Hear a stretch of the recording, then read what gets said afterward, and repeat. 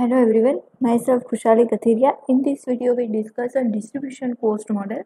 In previous video we discussed about the query optimization, concept of query optimization, as well as we discuss a search space and search strategy in queries. Okay, now we discuss a distribution cost model. This one is the most important topic or phase about the query optimization. Okay, so let's start.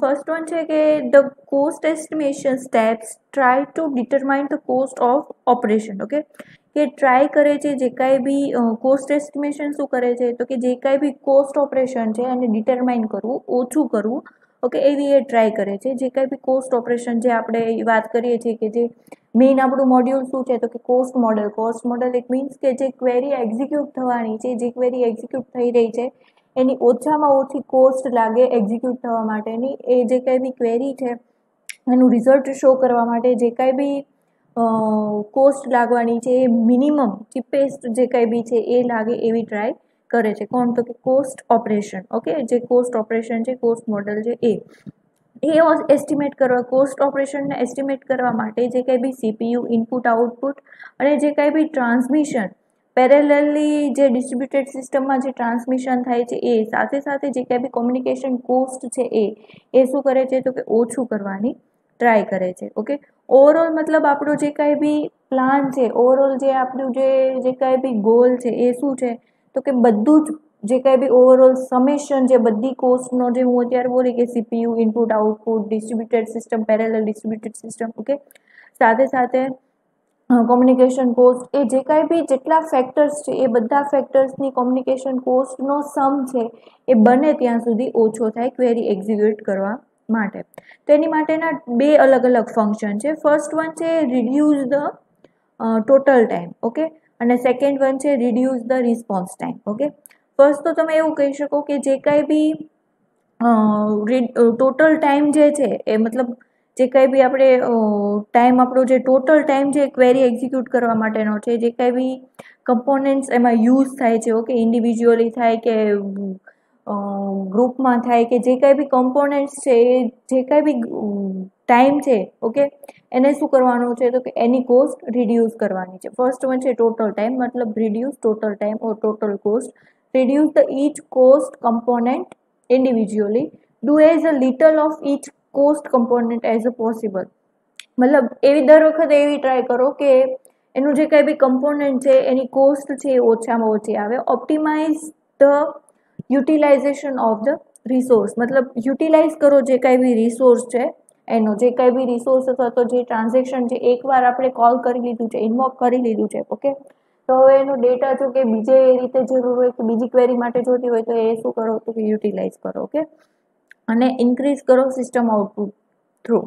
એટલે શું કહે છે તો જો utilise કરશું એટલે automatically increase થશે સિસ્ટમનું થ્રુપુટ. ઓકે અને સેકન્ડ પાર્ટ છે એ છે રિસ્પોન્સ ટાઈમ મતલબ reduce the response time. Do as many thing as possible in parallel. Response time એટલે શું તો કે તમે કોઈ ઇનપુટ તમે આપ્યું છે પછી તમે એની માટે વેઇટ ના કરો, મતલબ કોઈ બીજું કામ કરવા લાગો. સપોઝ કે તમે ક્યાંય બહાર કે એ રીતે ગયા છો તો તમારે એક પેરેલલી તમે શું કરશો તો કે બે કામ કરશો એક સાથે, કે સપોઝ કે તમારી પાસે ટાઈમ ઓછો છે, ઓકે બેંકમાં બી જવાનું છે, કોલેજ બી જવાનું છે, ટ્રાન્ઝેક્શન બી કરવાનું છે, ઓકે તો એ રીતે હશે તો તમારી પાસે થોડો બી ખાલી ટાઈમ હશે તો તમે એમાં એને શું કરશો તો કે એને મેન્ટેન કરશો, એને તમે શું કરશો યુટિલાઇઝ કરશો. ઓકે એટલે do as many thing as possible in parallelly બને એટલી શું કરવાનું છે તો કે ટ્રાય કરવાની છે કે આપણે જે કાંઈ બી અલગ અલગ કામ છે એ પતાવી દઈએ. May increase total time because of increase total activity. Okay may be એનો ટોટલ ટાઈમ છે ઇન્ક્રીઝ થઈ શકે. શું કામ તો કે આપણે મલ્ટિપલ એક્ટિવિટી એક સાથે કરીએ છીએ પણ એના લીધેથી આઉટપુટ શું આવશે તો કે રિસ્પોન્સ ટાઈમ છે એ શું થશે તો કે રિડ્યુસ થશે. ઓકે હવે કોસ્ટ મોડેલ છે કયા કયા ફેક્ટર અથવા તો કયા કયા ટાઈમ કેવો ટાઈમ લે છે બરોબર. કોસ્ટ મોડેલમાં અત્યારે આપણે વાત કરી કે reduce total time, reduce response time, તો એ કયા ટાઈમ એમાં કેવા ટાઈમ યુઝ થાય છે. તો સપોઝ કે અહીંયા આગળ મેં કીધું છે ટોટલ ટાઈમ એટલે શું તો કે sum of the time of the all individual components, જેમ આપણે પ્રીવિયસ સ્લાઇડમાં વાત કરી હતી એમ. ઓકે સેકન્ડ થિંગ છે local processing time. Local processing time it means કે તમારે તમારું પીસી છે એ જ સર્વર છે એ જ તમારું ક્લાયન્ટ છે. ઓકે, એમાંથી તમારે કંઈક ને કંઈક લઈ આવવું છે તો શું જોશે?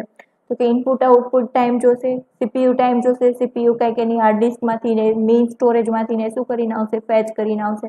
તો એ શું થયું? Local processing time. અને કોમ્યુનિકેશન ટાઈમ, સપોઝ કે તમારે જે કંઈ બી સાઇટ છે એ ડિસ્ટ્રીબ્યુટેડ છે અથવા તો અલગ અલગ જગ્યાએ એનો ડેટાબેઝ અલગ જગ્યાએ છે, અલગ સર્વરમાં, અલગ પીસીમાં, અને તમે ક્યાંકથી એક્સેસ કંઈક અલગથી કરો છો તો એની માટેનો કંઈક ટાઈમ લાગશે. ઓકે, એ કોમ્યુનિકેશન ટાઈમ લાગશે. એ શું થશે? ડેટા ટ્રાન્સમિટ થવા માટે કોઈક માઇનર ચેન્જીસ, સપોઝ કે તમે ગૂગલમાં કંઈક સર્ચ કરો છો તો એ શું કરે છે? તો કે 1 કાં તો 2 સેકન્ડ, મતલબ એ કંઈક લિટલ બીટ જે કંઈ બી આપણને ટાઈમ મળે છે એટલા ટાઈમમાં એ શું કરીને આપે છે? તો કે એના સર્ચ એન્જિનમાંથી આપણને ગોતીને આપે છે. એ શું થયું? તો કે એ કોમ્યુનિકેશન ટાઈમ થયો.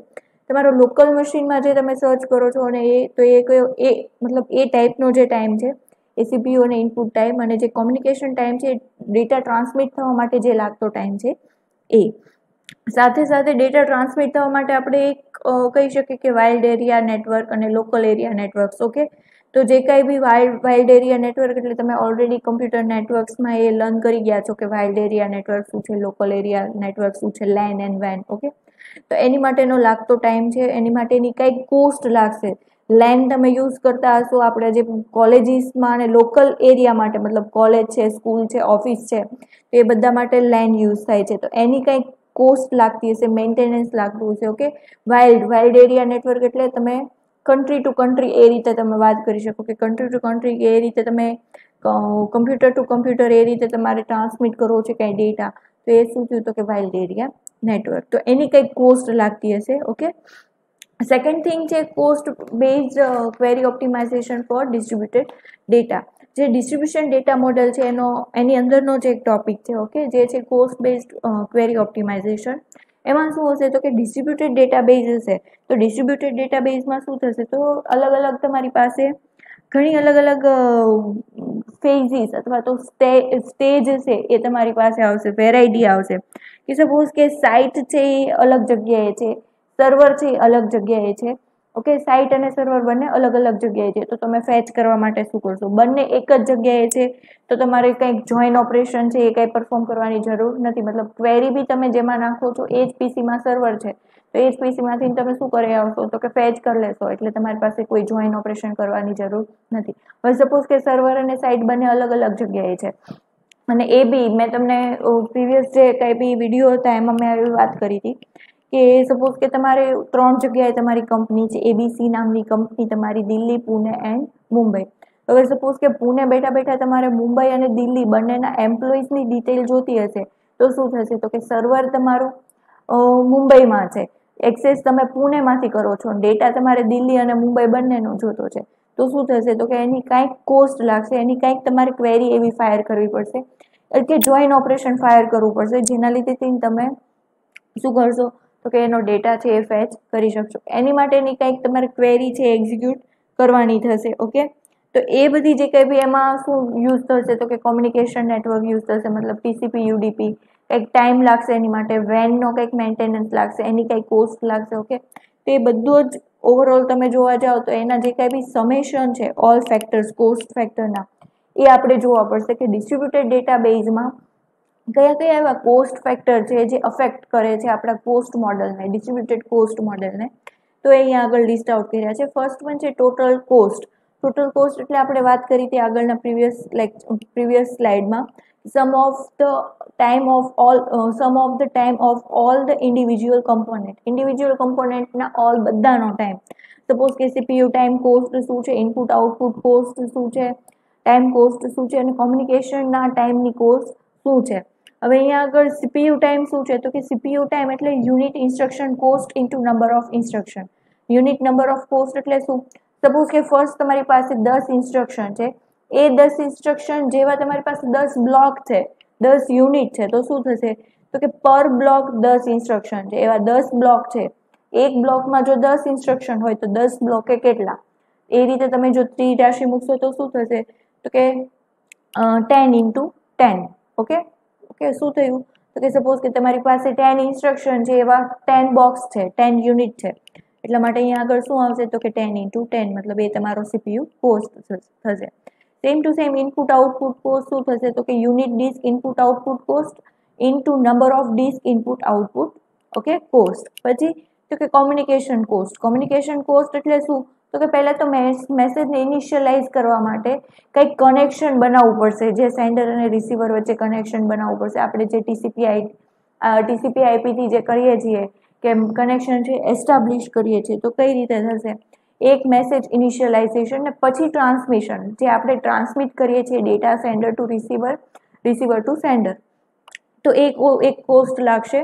પછી તો કે response time. Response time it means કે જે આપણે ક્વેરી ફાયર કરી છે એ ક્વેરીને આપણે ફેચ કરાવી છે એનો ટાઈમ, કેટલા ટાઈમમાં એ રિસ્પોન્સ કરે છે. તો કે એમાં કઈ વસ્તુ ઇફેક્ટ કરશે તો કે એક તો CPU ટાઈમ, આપણું મશીન કેટલો ટાઈમ લે છે. પછી તો કે એક ઇનપુટ આઉટપુટ ટાઈમ, કે ઇનપુટ માટે અને આઉટપુટ માટે કેટલો ટાઈમ છે. અને કોમ્યુનિકેશન ટાઈમ, જો એ અલગ સર્વરમાં હશે, કોઈ અલગ પીસીમાં હશે તો ત્યાંથી કોમ્યુનિકેશનનો કંઈક TCP IP નું કંઈક કોસ્ટ લાગશે. પછી તો કે સેમ અહીંયા આગળ CPU જે ટાઈમ હતો એ જ બરોબર, ઇન્સ્ટ્રક્શન ટાઈમ ને નંબર ઓફ સિક્વન્શિયલ ઇન્સ્ટ્રક્શન ને ઇનપુટ આઉટપુટ સેમ ટાઈમ. અહીંયા આગળ એક કોમ્યુનિકેશન ટાઈમ અપડેટ થાય છે કે સપોઝ કે message initialise time into number of sequence message, કેટલા સિક્વન્સના મેસેજ આવેલા છે ઇન્ટુ જે ઇનિશિયલ ટાઈમ છે એ, પ્લસ જે ટ્રાન્સમિશનનો ટાઈમ છે એ, પ્લસ સિક્વન્શિયલ બાઇટ. અહીંયા આગળ શું હતું તો કે યુનિટ હતું, અહીંયા આગળ શું આવી ગયું તો કે બાઇટ આવી ગયું. તો એ રીતે કોમ્યુનિકેશનમાં ચેન્જીસ થાય છે. જો તમે લોકલી તમે પરફોર્મ કરતા હશો તો આ રીતે થશે, અને જો ઇન્સ્ટ્રક્શન વાઇઝ તમે પરફોર્મ કરતા હશો તો એને કોમ્યુનિકેશન, મતલબ આ જે કંઈ બી છે એ સમેશન છે બધા જ કોસ્ટ ફેક્ટરનું, જે કાંઈ બી total cost, CPU, input output, communication cost, જે કાંઈ બી છે, રિસ્પોન્સ ટાઈમ છે, એ બધાનું સમેશન આપણે એઝ અ કોસ્ટ ફેક્ટર લઈ શકશું. ઓકે. પછી આવે છે step in cost based query optimisation. મતલબ કોસ્ટ બેઝ ફંક્શન છે તો ક્વેરી ઓપ્ટિમાઇઝેશન ક્યાં કરવાનું છે તો કે ક્વેરી ઓપ્ટિમાઇઝ ક્યાં થશે તો કે ક્વેરી પ્રોસેસિંગના સ્ટેપ્સમાં થશે. આપણે ઓલરેડી પ્રીવિયસ ચેપ્ટરમાં, મતલબ 6 નંબરના ચેપ્ટરમાં સ્ટેપ્સ ઓફ ક્વેરી પ્રોસેસિંગ એવું કરીને જોયું. તેમાં પાર્સર હતું, ટ્રાન્સફોર્મેશન હતું, પછી તો કે પ્લાન સિલેક્શન હતું, અથવા તો પ્લાન જનરેશન હતું, પછી શું હતું તો કે પ્લાન એક્ઝિક્યુશન. તો અહીંયા આગળ સેમ એ બધી જ વસ્તુને આપણે શું કરવાનું છે તો કે ઓપ્ટિમાઇઝ કરવાની છે, મિનિમમ કરવાની છે. જે કાંઈ બી એક્ઝિક્યુશન છે એને શું કરવાનું છે તો કે મિનિમાઇઝ કરવાનું છે. હવે સપોઝ કે આપણે 1 by 1 જોતા જઈએ તો સપોઝ કે ક્વેરી પાર્સ છે. ક્વેરી પાર્સ એટલે શું તો કે ફર્સ્ટ તો આપણા જે કંઈ બી વેલિડિટી છે, સ્ટેટમેન્ટ છે, એ ચેક કરવું, સાથે સાથે એ ક્વેરીને હાઈ લેવલ લેંગ્વેજમાંથી રિલેશનલ એલ્જેબ્રા ફોર્મમાં કન્વર્ટ કરવી. તો એની માટેની કંઈક કોસ્ટ લાગતી હશે. પછી તો કે ક્વેરી ઓપ્ટિમાઇઝેશન માઇઝર. ક્વેરી ઓપ્ટિમાઇઝર ઇટ મીન્સ કે જે રિલેશનલ એલ્જેબ્રા છે એમાંથી બેસ્ટ રિલેશનલ એલ્જેબ્રા છે આપણે શું કરવાનું છે તો કે ફાઇન્ડ આઉટ કરવાનું છે, અને એ જે કંઈ બી છે એને શું કરવાનું છે તો કે ફર્ધર ક્વેરી માટે મોકલવાનું છે, ફર્ધર પ્રોસેસ માટે મોકલવાનું છે. પછી તો કે code generator. Code generator it means કે જે કાંઈ બી વર્ક કર્યું હતું આપણે ક્વેરી પ્રોસેસર ઉપર, ક્વેરી ઓપ્ટિમાઇઝર ઉપર, ઓકે, એની ઉપર તમારે શું કરવાનું છે કોડ જનરેટ કરવાનો છે. કોડ જનરેટ કરવાનો ઇટ મીન્સ કે પ્લાન છે એને જનરેટ કરવાનો છે, પ્લાન છે એને બનાવવાનો છે. પછી તો કે ક્વેરી પ્રોસેસર, પછી એ જે કંઈ બી કોડ જનરેટ થયેલો છે, જે કંઈ બી પ્લાન એક્ઝિક્યુટ કરવાનો છે, કે જે પ્લાન છે એ આપણે સપોઝ કે પ્લાનિંગ કરી દીધું છે, તો એ પ્લાનને આપણે શું કરવાનું છે તો કે એક્ઝિક્યુટ કરવા માટે જે કાંઈ બી પ્રોસેસ થાય છે એ છે ક્વેરી પ્રોસેસર. અને લાસ્ટ છે એમ્બેડેડ ક્વેરી. એમ્બેડેડ ક્વેરી એટલે શું તો કે જે કાંઈ બી query parser, query optimizer, code generator, query processor, એ જે કાંઈ બી ટાઈમ લાગે છે એ બધો જ ટાઈમ શું કહેવાશે તો કે એમ્બેડેડ ક્વેરી. અને જે કાંઈ બી આપણને આઉટપુટ આપે છે, જે કાંઈ બી ડેટામાંથી સ્ટોર કરેલું ક્વેરી જે ઇનપુટ હતું હાઈ લેવલમાંથી, ત્યાંથી આપણે એને કન્વર્ટ કર્યું, પાર્સ કર્યું, ત્યાંથી ઓપ્ટિમાઇઝ કરીને કોડ જનરેટ કર્યું, કોડ જનરેટ કરીને ક્વેરી એક્ઝિક્યુટ કર્યું, ક્વેરી એક્ઝિક્યુટ કર્યા પછી જે આપણને આઉટપુટ મળે છે એ છે એમ્બેડેડ ક્વેરી. અને એ શું હશે તો કે એ ડેટાબેઝમાંથી આપણને કંઈક ફેચ થયેલું રિઝલ્ટ હશે એ હશે. તે બધા ફેક્ટરને આપણે શું જોવું પડશે તો કે બધા જ ફેક્ટરને આપણે કોસ્ટમાં કન્સિડર કરવા પડશે, અને એ બધી કોસ્ટ લઈને ક્વેરી ઓપ્ટિમાઇઝેશન આપણે કરવું પડશે. તો આ હતા સ્ટેપ્સ એના, ઓકે, ક્વેરી ઓપ્ટિમાઇઝેશનના, અને સાથે સાથે cost model, distribution cost model, કે એમાં કયા કયા ફેક્ટર્સને બધું ઇફેક્ટ કરે છે એ. નેક્સ્ટ વિડીયોમાં હવે આપણે જોઈશું સેન્ટ્રલાઇઝ્ડ ક્વેરી ઓપ્ટિમાઇઝેશન, જે ડિવાઈડ થયેલું છે મલ્ટિપલ એપ્રોચમાં કે કયા કયા એપ્રોચીસ છે એ આપણે નેક્સ્ટ વિડીયોમાં ડિસ્કસ કરશું. Thank you.